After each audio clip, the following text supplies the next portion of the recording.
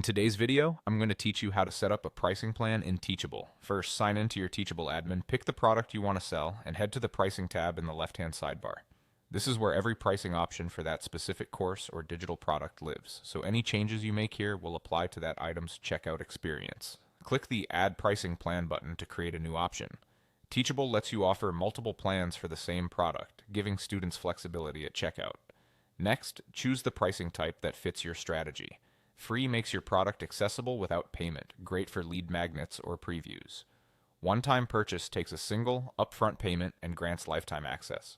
Subscription sets up recurring charges, such as monthly or yearly, and keeps access active as long as payments continue. Payment plan splits the total into a fixed number of installments, like 3 payments of a set amount, and is helpful when you want a clear endpoint to the billing schedule. Now configure the plan details. Enter your price, noting the minimum is $1 or the equivalent in your selected currency.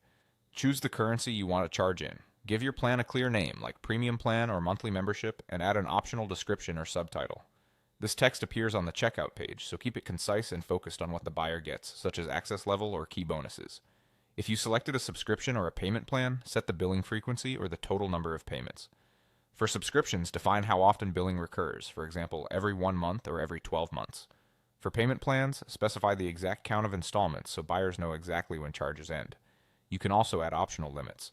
An enrollment cap restricts the total number of students who can purchase this plan, which can be useful for cohorts or limited seats. Limiting access duration lets you set an expiration window, such as access ending 30 days after purchase, which is ideal for challenges or time-bound programs. When everything looks good, click Add Price or Save to finalize your plan. Take a moment to review the checkout page to ensure the name, description, price, and terms are clear. That's it. You've set up a pricing plan in Teachable that aligns with your offer